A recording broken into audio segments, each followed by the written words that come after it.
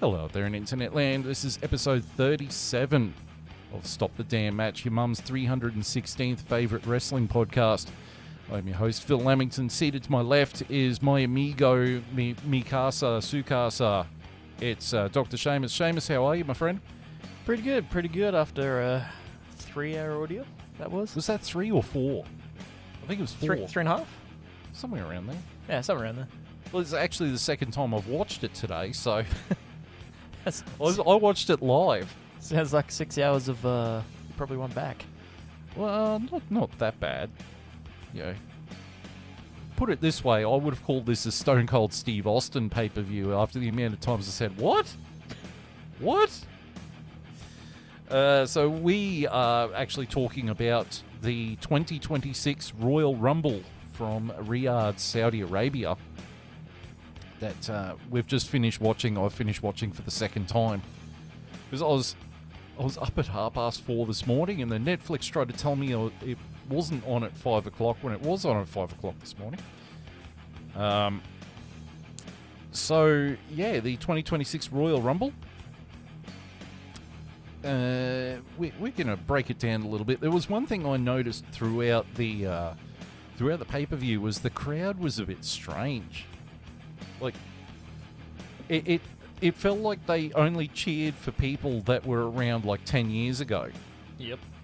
And then, like, newer people, they were like, I don't know this one. This one's not on the WWE network. Except the network doesn't exist anymore.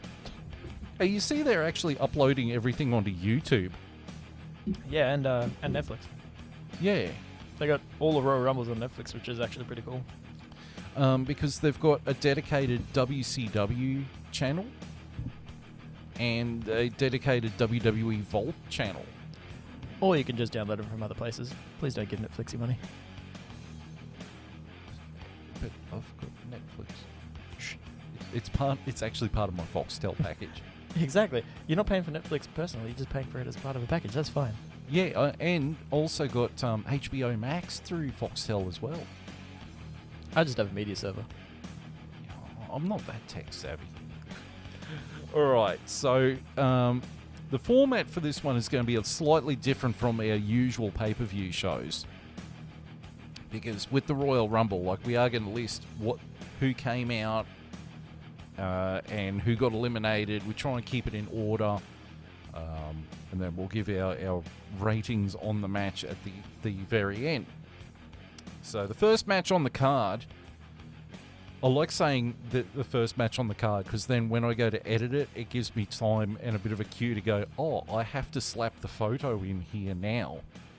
So first match on the card is the Women's Royal Rumble match. So we got starting off, entrant number 1 was Charlotte Flair, and entrant number 2 was Alexa Bliss. And then after that, entrant number 3 was Kiani James, who most of us are like, who the hell is this? Entrant number 4 was Nia Jax. Entrant number 5 was Ivy Nile. Crowd went mild. Entrant number 6 was Lola Vice. They stayed mild. Entrant number 7 was Candice LeRae in her Van Halen-inspired outfit. Entrant number 8 was Jordynne Grace. And then after she came out, Jordynne Grace eliminated Lola Vice and Candice LeRae. And Charlotte eliminates Ivy Nile, Nia Jax, and Alexa Bliss. Entrant number 9 was the man, Becky Lynch. Entrant number 10 was Sol Ruka. Entrant number 11 was Roxanne Perez of the Judgment Day. Entrant number 12 was Maxine Dupree. Entrant number 13 was Natty. Then Becky Lynch eliminated Maxine Dupree, and Natty eliminated Becky Lynch. Entrant number 14 was Liv Morgan of the Judgment Day. Entrant number 15 was Lash Legend. And Lash immediately eliminated Jordan Grace. Entrant number 16 was Zelina Vega. Entrant number 17 was Raquel Rodriguez of the Judgment Day, and Raquel immediately eliminated Kiani James. Entrant number 18 was Chelsea Green, accompanied by Alba Fire. Entrant number 19 was Julia, the Women's United States Champion. Entrant number 20 was Io Sky, one half of the Women's Tag Team Champions. Entrant 21 was Asuka from the Kabuki Warriors. Entrant number 22 is the other half of the Women's Tag Team Champions, Rhea Ripley. Julia eliminated Zelina Vega. And Rhea Ripley eliminated Chelsea Green. Entrant number 23 was Bayley. Entrant 24 was JC Jane, the NXT Women's Champion. And Natty was eliminated by Liv Morgan. Entrant 25 was Nikki Bella. Joy. Entrant 26 was Lyra Valkyria. And Julia was eliminated by Lyra Valkyria. Entrant 27 was Kalani Jordan. Entrant 28 was Kairi Sane. Asuka was eliminated by accident by Kairi Sane, and then Kairi Sane was eliminated by Io Sky. Entrant 29, it's Brie Bella and her shit entrance music. And the crowd went wild because they like watching wrestlers from 15 years ago. Who can't wrestle. Entrant number 30, well, it was Tiffy time. It's Tiffany Stratton. So then, here we go. This is where I've got to really concentrate on reading my writing. So, Lyra was eliminated by Brie Bella. Bayley was eliminated by Nikki. Kalani was eliminated by JC Jane. Now, somewhere in here, I think Roxanne got eliminated by Rhea Ripley. JC was eliminated by Sol Ruka. The Bellas were both eliminated by Lash Legend. Charlotte Flair got eliminated by Lash Legend. Io Sky got eliminated by Lash Legend. Lash Legend got eliminated by Rhea Ripley. Ripley by Raquel Rodriguez. Raquel by Liv Morgan, her tag team partner. Sol Ruka got eliminated by Tiffany Stratton on the apron. And then finally, Tiffy time was ended by Liv Morgan. Liv Morgan is your 2026 Women's Royal Rumble winner. So, seeing I've done a whole bunch of talking, Shay, it's your turn to talk. What score are you going to give that match out of 5? I give it a 3. It was average at best. There was a decent spurts of action in there, but it was really nowhere near the greatest Royal Rumble I've ever seen, even though the greatest Royal Rumble was in Rio. Yeah, and it had guy disappear under the fucking Michael Cole laughed for 5 minutes. Yeah. And they still use that clip today. Yeah, you could probably tell that Vince McMahon was cackling his ass off too, and that's why Michael Cole had to laugh for so long. Play that shit again, pal. It's fucking hilarious.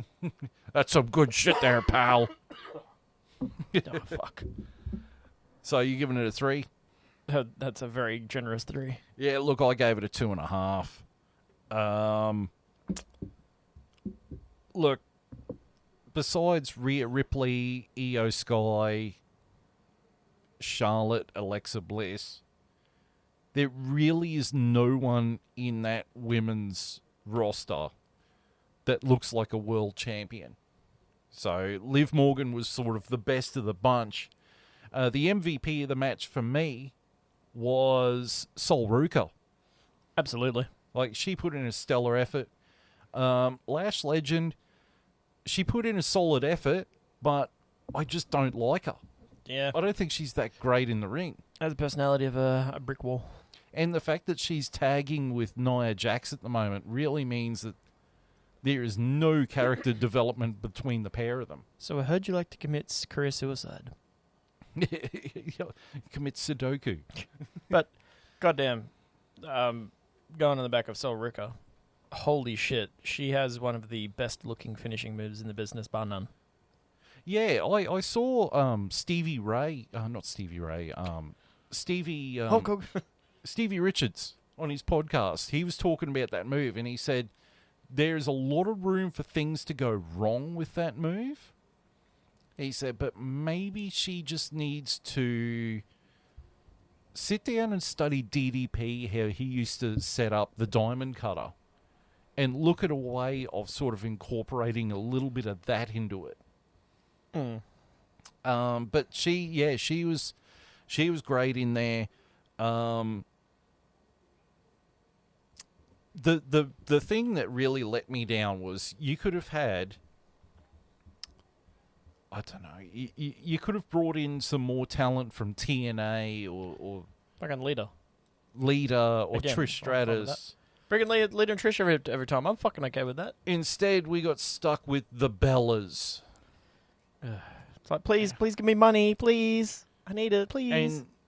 And straight after we watched it the second time, I got online, and apparently Brie Bella has signed a full-time contract as well. Yawn. And who was it? Someone an ex-wrestler has gone online. It was Bully Ray. Bully Ray has come out and said it's only a matter of time before Bryan Danielson rejoins WWE at this rate too. It's like, I don't see that happening. No, when he left, it's pretty final. Yeah, he's happy where he is, and Apparently, with the post interview after with Triple H, the crowd was chanting AEW, and you fucked up. He fucking deserved it, to be In honest. Saudi Arabia, the fact that they're chanting that is wild. Well, there was a lot of foreign people that weren't locals there too, so. But I mean, AJ Lee wasn't there. I know Michin's injured. Well, AJ Lee wasn't. I think that's more of a personal thing. She doesn't want to go over there. Yeah. Same with the CM Punk was there, but he didn't wrestle there. No, well, they didn't have a match for him. Yeah, I mean, he's a champion as well, so. Yeah. But the Bellas was the best you could come up with. Jesus Christ. Just wheel out China's corpse, for Christ's sake. That would be more interesting than hearing Primo. God, that music just fucking sucks. Give me fucking Santina. Oh, God, no. Oh, dear Lord. Like, couldn't they have gotten Zarya to go over? Sol Ruka's tag team partner in NXT? Yeah. You know, like, there's anyone you could have taken. But Yeah, instead, Iconics, for fuck's sake. It's Brie mode. Yeah, Iconics, they're available. Fucking bring them instead of the Bellas. Like, fuck. There's just so many, same thing with the men's, but we'll get to that later, but there's just so many, who the fuck are these people? I get they want to call up as many NXT people because it's worked in the past, but they need to ground themselves first in NXT for people to know who they are. You get away with it with your Ciampas, your Garganos, fucking, DIY. You can get away with it with those guys because people knew who they were. They already built themselves in developmental. They're bringing up people that you don't know who the fuck they are. Sol Ruka, good example of that. We knew vaguely who she was, but she's shown out people what the fuck she can do and was in the final 3. That's how you bring a superstar properly. Not fucking half of the women's superstars. I don't know who the fuck they are. And I follow NXT and fucking main programming most of the time. I think part of the problem, though, is the shitty entrance music. Yeah, it's so generic. Like, who the fuck are these people coming in? I don't know who it is. I used to be able to tell who it was from anyone's theme song until, fucking before it got super boring. Before CFOS. Yeah. When CFOS dropped out and Def Rebel took over. Yeah. That's when all the entrance music went to absolute nerf shit. Yeah, it's like, let's just play background blend music number 1. And then that's the thing. Like, if you watch a TNA show or an AEW show, whoever's doing the music for those two companies, they seem to be coming up with entrance themes that have a bit of character to them. Even AEW. I mean, the prime example was Jade Cargill's AEW theme. Like, that was an absolute banger of a Cody theme. Rhodes' theme. But Cody Rhodes' theme is an existing song, though. True. But Jade Cargill had that amazing theme in AEW because she got a guitarist named Kingfisher to play on it. And then when she came to WWE, she must have said, I want something similar. And they've done something similar, and I think it's just as good. And they got Kingfisher to play on that as well. Mm. So it works. But, like, I don't know Ivy Niles' entrance music. I don't know Kalani James' music. Julia. Jordan. Yeah, Julia's music is different from when she was in NXT. Her NXT theme was great. Even Johnny Gargano, I can't tell his fucking theme song now because he keeps changing it. Put Rebel Heart back on. That shit was good. It's all because they don't want to pay money to Jim Johnson or CFOS. It's like pay Jim Johnson money. He did amazing work. People knew his theme songs. They still know his theme songs now. Keep him. When you hear the glass shatter, you immediately go Steve Austin. Yeah, if you smell The Rock. If you smell, yeah. When you hear Are You Ready? Dum dum. DX. Fucking Batista. I Walk Alone. I mean, Christ, you remember Baron Corbin's theme? Yeah. That was so memorable. That was Jim Johnson's last theme before he left. Yep. It was so memorable. But then you even get CFOS, like Finn Balor's theme. And he brought that back, and I'm fucking happy he did. Yeah. Please keep it. Yeah. I spent last night, because I was supposed to have Roshana over, but she bailed because she was a bit tired. No problem there.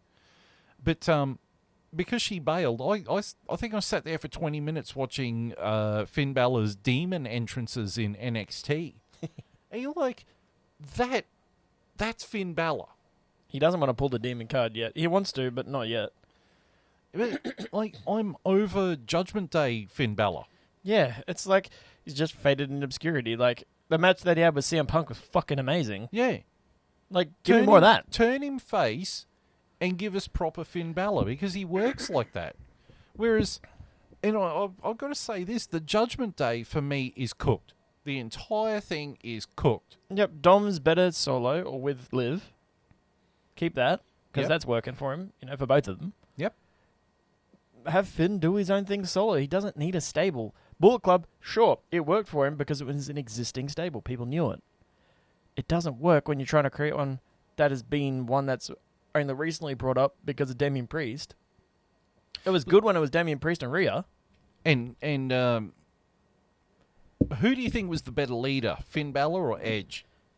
Edge, 100%. Because I feel like as they've kicked out Damian Priest and Rhea Ripley and filled it with Raquel Rodriguez and Liv Morgan and JD McDonough and Carlito, they've just sort of watered it down. It's fucking NWO all over again. Yeah, it's turning into NWO B team. Yeah, that's exactly what it is. It's just, let's put all the mid-carders together. Maybe they'll make something. Maybe it doesn't. We'll throw shit at the wall till it sticks. And you've got all these luchas in WWE, like Dragon Lee, Penta, Rey Fenix. I'm going to put Dominic Mysterio in this, Rey Mysterio. You have Rey Fenix and Penta, and you don't use them as a tag team? Yeah. Are you fucking for real? Like, they've got Penta and Dragon Lee tagging. Like, fucking what? I brought this up with you earlier. I think Rey Mysterio needs to call it a day because he's starting to get a little bit injury prone. Yeah, but he still performs better than half the fucking superstars. Put him for WrestleMania. Put him in a 6-man tag where it's Rey Fenix, and Penta versus Dominic Mysterio, Dragon Lee, and another luchador. Fucking El Grande Americano. Well, they're going to have an El Grande Americano off. We'll get to that later. Mask versus mask. They'll do that. 100% that's going to happen. But, have Dragon Lee turn heel because he's doing sweet FA. Have him turn heel and align with Dominic Mysterio. And have him sit there and say, now I know what it feels like. You were right. Rey Mysterio really is a deadbeat dad. It writes itself. And yet, seemingly, Road Dogg can't write for shit. Because it is Road Dogg. He can't write for shit. You didn't know? Yeah, just stick with your fucking promos, mate, I do remember when Billy Gunn and Road Dogg reunited in TNA as VKM, the Voodoo Kin Mafia. If you notice the initials, it's also Vincent Kennedy McMahon. And it was around the time that DX had reformed in WWE. And they were just every TNA pay-per-view, they were cutting a promo on... They kept calling them their real names too.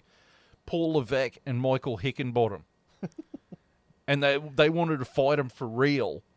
And then Trips did his shoulder or something. And he went on the injured list, and all of a sudden, Road Dogg's out there, and he's like, Paul, no one likes someone with a busted wing. Heal your wheel, brother. And they ended the cross-company feud that the other company wasn't acknowledging. You know? But, yeah, it's just too many people that, like Lash Legend. Lash Legend, to me, just looks like a taller version of Naomi. Yep. With the same lack of personality. Yep. It's just, she tries to have this, I'm big, I'm fucking arrogant sort of feel to it, and it just doesn't hit. And, like... Jade Cargill at least has the fucking build for it. Yeah. She might not be the best in the ring, but she can still wrestle better than whatever the fuck that was. Yeah. And then you get, who is it? Shit. I was just thinking. Nia Jax. No, not Nia Jax. Raquel Rodriguez. No, she's trying to do her best Diesel impression. And that's actually semi-working for her. Up props to her. Yeah, I mean, that's working. You got the Kabuki Warriors. They're still working all right. Io and Rhea. I mean, Io and Rhea really are carrying the entire women's division, and they've only got the tag titles on their backs. And they are ultra over. Both of them. Oh, hell yeah. That's right, Sol Ruka. So Sol Ruka, amazing performer in the ring. I have no idea about her character, though, because your entrance music has to say something about your character, and your attire has to say something about your character. Like surfer chick. She looks like she's wearing a rashi. Yeah, but she looks like she's been to a Cheap Trick concert. You know, because she's wearing the checkers all over her, which one of the guitarist in Cheap Trick has got a guitar that's covered in those checkers. And so she's trying to be like Lita if Lita went to a Cheap Trick concert with a moveset that is quite amazing. Yeah, she's ultra like flexible, super mobile. Very, very cool to watch in the ring. And then her entrance music is just generic as fuck. So I just sit there and go, she's great in the ring, but everything else about her character, I have no idea what's going on. Yep. Whereas I can watch her tag partner, Zarya, in NXT and go, this is a badass bitch from Australia. She looks like something that should have belonged in Mad Max 2, The Road Warrior. And it works. Why she was not in the Royal Rumble, I don't understand. But yeah, that's a story for next time, I think. So we're going to move along. I gave that 2.5. You gave it a 3. Right. Yes. We're going to move on to the next match. It is AJ Styles versus Gunther, with AJ Styles' career on the line. If AJ Styles loses, he has to retire from WWE. And after a really just knockdown, drag-out match, Gunther locks in the sleeper for the 5th time in a row. AJ Styles passes out and Gunther wins by submission. Knockout. TKO. TKO, yeah. Technical knockout. There's a difference there. He passed out. Referee stoppage. Stoppage, there you go. All right. What are you going to give it? I'll give this one a 4, and the only reason it doesn't get any higher is because the shock finish was a bit of a question mark on this. And depending on what happens later is if it gets higher or not. But a 4 at face value. And it was physical, as most Gunther matches are. You add AJ Styles to the mix, and he makes every match he touches gold. He is insanely talented in the ring. I'm sad to see that he won't wrestle for much longer, if at all. Just because I can't point at a match that he's had that's been bad. The only bad match he's had in his career would have been with Omos. And even then, that wasn't due to him. No. Even he tried to make that better. You know, you can't shine a piece of shit and call it gold. It's still a piece of shit at the end of the day, right? Yeah, that's right. Yeah. Okay. Yeah, I gave it a 4 as well. I thought it was a solid match that had plenty of drama. By having him beat AJ Styles, it's helping rebuild Gunther. After he lost the world title to Jey Uso last year, he sort of floundered for a bit. Like, he won the world title back. But he lost that aura of being unstoppable. Yeah, he and then, like, he lost the world title straight to CM Punk. Mm. You know, so they've got to rebuild his character. And him being the career killer is kind of working. Like, he beat John Cena at the end of last year, and then he's beat AJ Styles now. It's Randy Orton 2.0. Yeah, well, they said that during the... We'll get back to that. Spoiler alert there. Yeah, they mentioned that during the Royal Rumble. Legend Killer versus the Career Killer. So they're trying to rebuild Gunther, which it is working, and it is building towards something big.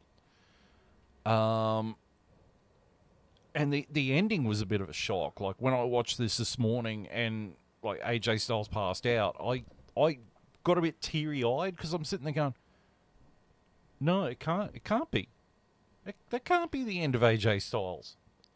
It can't be. And then, like, he went to take his gloves off. Yep. And you're like, no. And then he put them back on. You're like, something's brewing here. Exactly. That's when you're like, wait a minute. He didn't leave his gear in the ring like Taker did, like people before him have done. That's a sign that maybe it's not done just yet. His contract doesn't end until Mania, so... Oh, yeah. Well, like we discussed before we went on the air here, I think that there is one more match at WrestleMania with Gunther. Yep. I think that's it. And then I think he's going to retire at Bound for Glory, TNA Bound for Glory in October. Yeah, I could see that. Because I think he's going to go to TNA Slammiversary. He's going to win the X Division title, the title that he put on the map. And then he's going to drop it at Bound for Glory. And that'll be the end of AJ Styles. Yep, I could see that. And that would be the perfect way to finish his career. Don't go to AEW and sign a 3-year contract and just flog it. Like, end it while it's still good. Well, he said he doesn't want to do that. He wants to end at the peak of his career when he's still putting on fucking full-on matches and isn't just floundering around like Flair was at the end of his career, you know? Oh, look. Okay. He retired multiple times. Controversial thing here, and I can't believe I'm going to be saying this against my favourite wrestler, but even Taker was guilty of going on for a bit too long. That's the fucking Saudi money. Yeah, but also that was also because he wanted to have the perfect match to finish his career on. And he did finish his match on the perfect career end when he did that Boneyard match with AJ Styles at Mania 36. Yep. That was a perfect way to finish it, because he sure as fuck didn't get it with Goldberg. He didn't get it in a tag match with Kane versus DX in Saudi. It's just too much when people say, hey, you want a couple $100,000 to do one match? And then you see him on his podcast and Taker's like, I think I've got one more match in me. And you can see Michelle McCool just sit there and go, no, you don't. Nope. No, don't do it. Nope. And I'm going to say this now. Taker's podcast now, where he got rid of his old host and got Michelle McCool in, is now unwatchable. Ooh. She just talks over the top of everyone. She has no idea how a podcast works. And you don't mean talking over you like... Yeah. I'm sorry. She is just useless. Yeah, it's like, you got to take turns. That's how it works. You know, the audience has to be able to hear what you're saying. If you've got 5 people sitting there going... everyone's just sitting there going, what the fuck is being said? What? Yeah, and that's exactly how his podcast sounds now. since she's in there. And by Christ, she looks fucking ancient now too. I've never liked Michelle McCool. I've never liked her. Sorry, Taker. I know you're my mate and all, but fuck, your wife's a fucking cow. I do not know this man. So, for this match, I gave it a 4. I still think AJ Styles has got a little bit left in the tank, but I hope he uses it wisely. Right, we're going to move on to the next match for the WWE Championship. It is WWE Champion Drew McIntyre versus Sami Zayn. In a match that, frankly, I watched it this morning and couldn't have given two shit nuggets about. And then when we watched it this afternoon, we talked all the way through it because we had better things to do. It's not that this match was a bad match. Okay, we'll talk about the end of the match first. So Drew hits the Claymore on Sammy, gets the pin, gets the win, retains the WWE Championship. And I gave this match a 2.5 out of 5. The match was very meh. It wasn't good, but it wasn't bad. But Sammy never really felt like he had a chance to win the title. Yep. And, this is the problem with Sammy, is he never wins the big one. He never does it. And people don't believe that he can ever do it. And he gets put into world title matches where he doesn't have a hope in Hades of winning. Yep, and he loses. And he does it time and time again. People just stop caring once you're the underdog and you don't pull through. Cody Rhodes, underdog against Roman Reigns, pulled through. People fucking love him for it. Lo and behold, that's what happens when you do a babyface properly. When you do it with Sammy, you don't have him win. What's the point? You crush people's hopes. There's fucking no point. Yeah, and particularly don't forget too that this match had 2 weeks build. Yeah, again, 2 weeks build. You had a tournament arc, cool. Everyone loves tournaments. Tournaments are cool. King of the Ring proved that, Yeah. Everyone loves that shit. But when you got a 2-week build for a fucking story, you're not dragging it over, a month plus. What's the fucking point? And it's a 2-week build off a match that had a 1-week build. Yeah. It was, they're wrestling in Toronto. Sammy's from Toronto. Let him win. Oh, look, world title match in Saudi Arabia. Sammy's a Muslim. They have Muslims in Saudi Arabia. Let him go in the match. But he's not going to win it. He's not going to win it off a 2-week build. Yeah, it's like... He came close to beating Roman Reigns back in, 2024.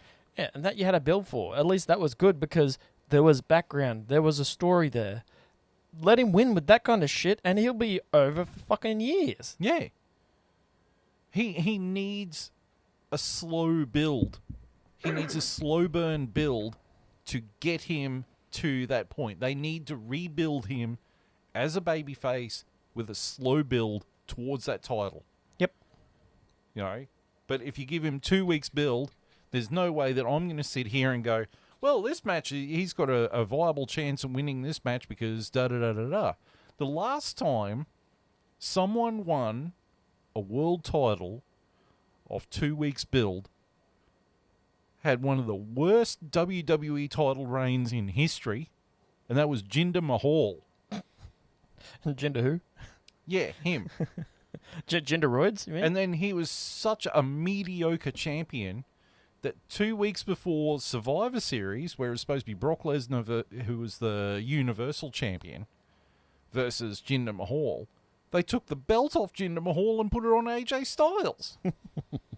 Because they knew the match was going to be absolute dog shit. Well, you say Maharaja? He's suing WWE for the name Maharaja. It's like, that's a thing before you were, bro. Like, God. Okay, how do you feel about this match? I gave it a 2.5 as well. Don't get me wrong. I like Sammy. I love Drew. He's what a champion should look like. That's what we pretty much discussed the whole entire time. The entire match we were talking about champions that look, or people on the roster that look like champions. And act like champions. And have shoes of a champion. Sammy is not one of them. No. But yeah, same sentiments in that, this it wasn't a bad match. Sorry, it wasn't a bad match physically, but goddamn, it was just you knew the ending of the match, and when you know the ending of a match, no one wants to watch said match. Unpopular opinion: title matches should not be at Royal Rumble. I don't know. Have feud matches, sure. Have number one contenders matches. Don't have title matches at the Royal Rumble. Have women's, men's, obviously end with the men's like they usually do, that's fine. Have maybe one or two feud matches in between. Don't have a title match at Rumble. You got Elimination Chamber straight after, do it then. Well, I mean, with the amount of Saturday night's main events. Or do it then, because they're apparently changing fucking titles there too. Yeah, just the Saturday night's main event thing is starting to become a bit of a pain in the ass for me too. Yep, we're talking about this before we went on air as well. Like, it worked back in the day when you didn't have 10 fucking premium live events or whatever the fuck you want to call them these days. It worked then because they were main events that you could have that weren't at a pay-per-view that you had to wait a month plus for, you know? Nowadays, it just feels like it's counter-programming to whatever AEW's doing. Exactly. You know? And it sucks because it's just there for the sake of it, and then you end up with 2-week builds to a proper pay-per-view match. Yep. You know? Look, I'm all for having title matches on there, because then it takes some players out of the Royal Rumble match with a storyline reason. I actually think leave the grudge matches out and have the title matches on there, like a world title match, a WWE title match. So then you've got players that you know can't be in the Royal Rumble, but then they throw that rule out the bloody window whenever it's effective. Yeah, because then if they lose, they just go to the Royal Rumble. They just add a contender that way. Because the rules it used to be were, if you're in a title match, even if you were defending or challenging, you couldn't be in the Rumble. You couldn't be in the Rumble. Yep, and that rule should still be in effect. Yeah. But it's only in effect when it's convenient. Exactly. Because there was one year there where Brock Lesnar was in the world title match. He lost, and then he went in the Royal Rumble and won it. Yeah, it's like, ooh, fucking what's the point? What's the fucking point? What'd you do it? It's like fucking Brock Lesnar running into the fucking Money in the Bank and winning it. Like, yeah, he wasn't even in the match. Yeah, he just strolled up and went, yeah, I'll take that. I'll have that. Yeah, like, I mean, that created fucking Money in the Lesnar. That was Money in the Brock. Oh, yeah, with his boombox briefcase. I'm okay with that. That was funny. Yeah. All right. So we're going to move on to the next match, which is the final match on the card. The Men's Royal Rumble match of 2026. So, going into it, entrant number one was Obafemi. Entrant number two was Braun Breaker. And as he was making his way to the ring... Someone in a hood and a black outfit jumped him, did a slight switch in music, then the curb stomp, reminiscent of a Seth Rollins who was injured, chucked him in so that Obafemi could dump him out of the ring and eliminate him, and then Hooded Man ran away. Now we've got the mystery of who is the Hooded Man. Why am I getting deja vu? Yeah, it's becoming a... You know what it's reminding me of? WCW with Who's Driving the Hummer. Or fucking WWF at the time. Who is the Stalker? Who's the Scorpion? Fucking DDP. What a fucking waste that was. Oh, yeah. Why didn't they just do People's Champ versus People's Champ? Let's have a fucking all-time face become a heel. That's a great idea. Creepy heel. Like, but a creepy weasel. Like, yeah. Fuck. Yeah. Even DDP didn't want to do that. He's like, why is it not me as People's Champ versus Rock as People's Champ? Like, because it's two faces. No one wants to watch that, pal. Yeah, I know. Vince was like, no one knows that you're the People's Champ of WCW. People who watch WCW fucking know that, you idiot. Yeah, it's like, do you see what the ratings were against events? Like, yeah, you remember those 83 weeks? Yep. So Braun Breaker has just been eliminated. Entrant number 3 is Solo Sikoa, one half of the WWE Tag Team Champions. Entrant number 4 is Rey Mysterio. Entrant number 5 was Rusev. And then he was promptly dumped out by Obafemi, as was Solo Sikoa and Rey Mysterio. It was at that point Rusev was sitting there thinking, why am I back here? That had to be the biggest waste of Rusev ever. Yep. Like, they have done nothing with Rusev. Rusev, since he left WWE, has just had bad decision after bad decision. He went to AEW as Miro. That was okay for a bit. And then the petrol ran out, and he wasn't Tony Khan's favourite new toy. Then that sank. Then he leaves, comes back to WWE, and they don't care. Yeah, it's like, came back, and the crowd goes mild. Yeah. And they're not even, like, if Triple H was smart about Rusev, he would bring back Rusev Day. Yep. Rusev Day was over as fuck for the longest time. But I mean, like, obviously you can't do it because his announcer guy is now the one of the commentators for TNA. And Lana's not there. Yeah, because she's going through IVF. Mm. But you could pump it through the fucking the PA, or give him a new manager that'll say Rusev Day or Selena Vega. Selena Vega's with Aleister Black, her husband. True, actually true. You know, Any one of the women from NXT that nobody knows about. Yeah, you know. Yeah, you could do something. Put him in the Vision. There we go. Do something with him. All right, number 6 was Matt Cardona. Here's another one who's re-signed with the company, and they've done sweet FA with him. Just a shame because he's fucking looking like $1 million. And he comes in and then promptly gets dumped out by Obafemi. Number 7 entrant was Damian Priest. Number 8 was Javon Evans, the human coiled spring. Human rubber band. Motherfucker was bouncy as he says. Number 9 was Mr. Iguana from AAA. Number 10 was Trick Williams. And then promptly, after Mr. Iguana was double chokeslammed with him and his stuffed iguana by Damian Priest, Mr. Iguana was dumped out by Trick Williams. Number 11, Cody Rhodes. Number 12 was El Grande Americano. Number 13 was Original El Grande Americano. Which, for people that are not in the loop, that is Chad Gable. And El Grande Americano is Ludwig Kaiser.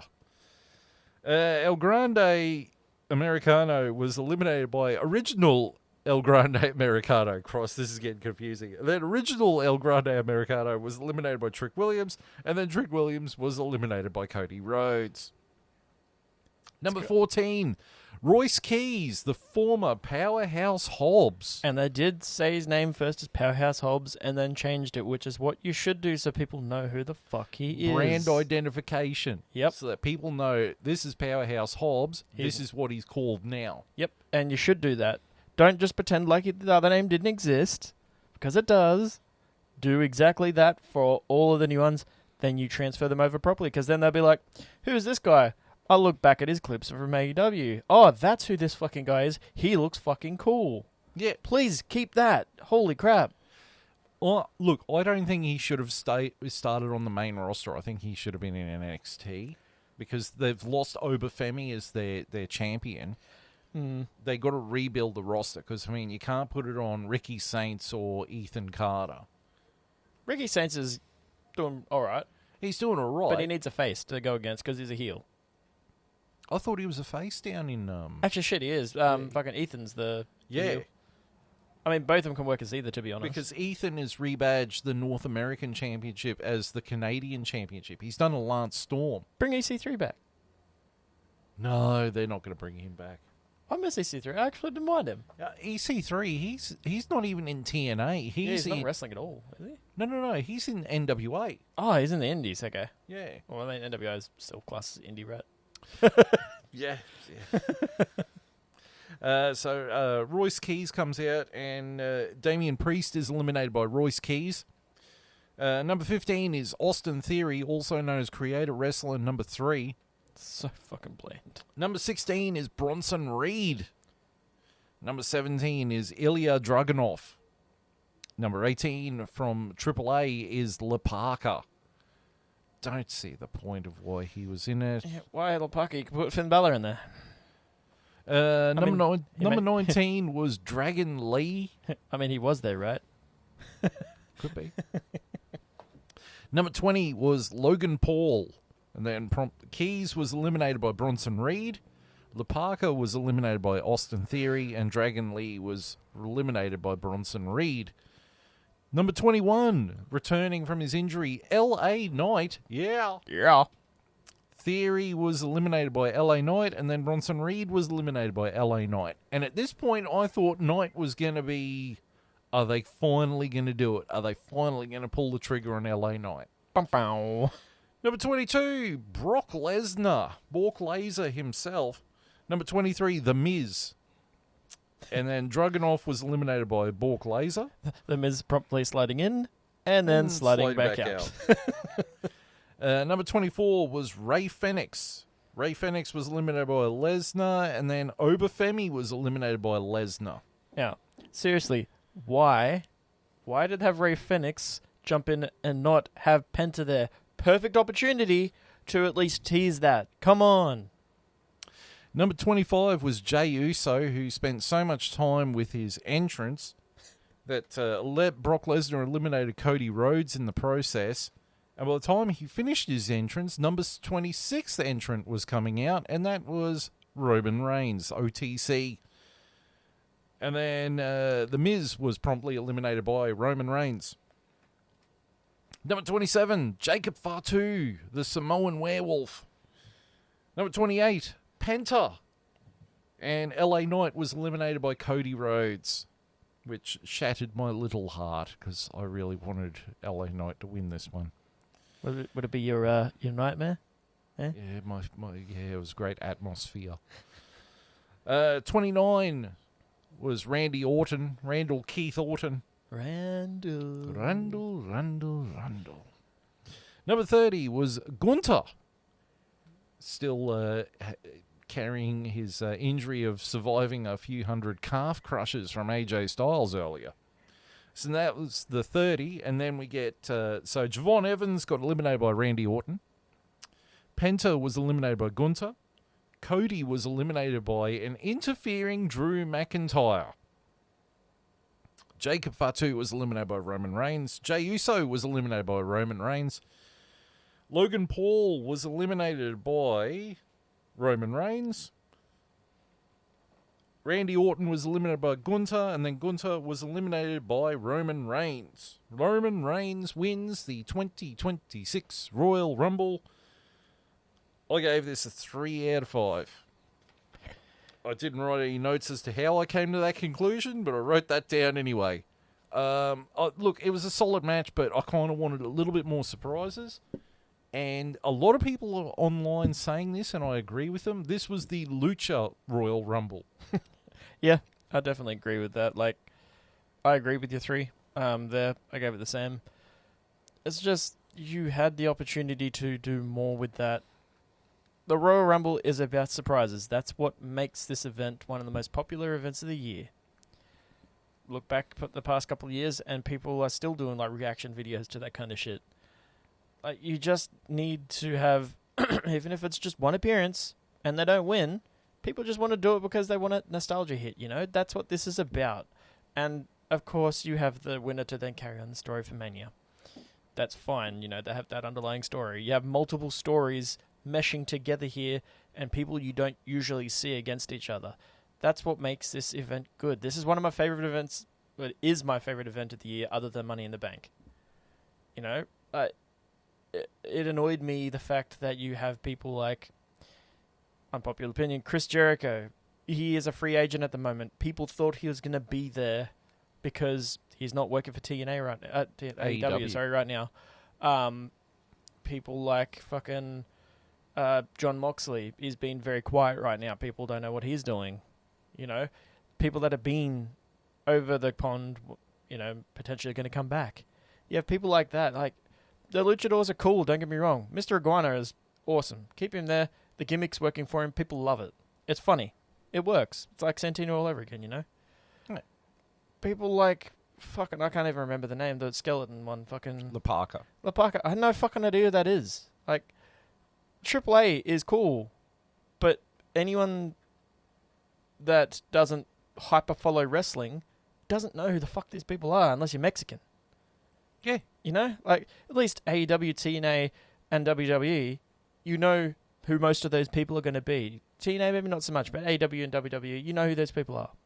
Powerhouse Hobbs, people knew who he was straight away. They fucking cheered for him because they knew. La Parka comes out, the crowd fucking was silent. They had no clue who that guy was. La Parka, Dragon Lee. Yeah. You know, no one really gave two crap nuggets about those two guys. Yeah, it's and cool. then, meanwhile, you've got someone sitting at NXT who could have made an appearance in there, in Joe Hendry. Yeah, if fucking Joe Hendry. That would have popped again. Like, Joe Hendry has been there in the past in Royal Rumbles. Bring him there. He's fucking in. He's in NXT now. Like, come on. That's a massive miss. Yeah, it was light on surprises. Everyone thought Chris Jericho was going to be there. And that would have been the biggest news in a long time because he was the first one to jump ship over to AEW. Yeah. I mean, he was one of the first ones to jump ship from WCW to WWE. Yeah. Back in the day. You know, he was one of the first to jump from WWE to New Japan. Yeah. And then WWE to AEW. You know, he's a known commodity. He might be a little bit out of shape and he might be missing a step or two. But he can still put it on. He can still turn it on. But instead we get La Parka. And no offense to Mr. Iguana, he got a cheap pop, but Mr. Iguana. Yeah, like...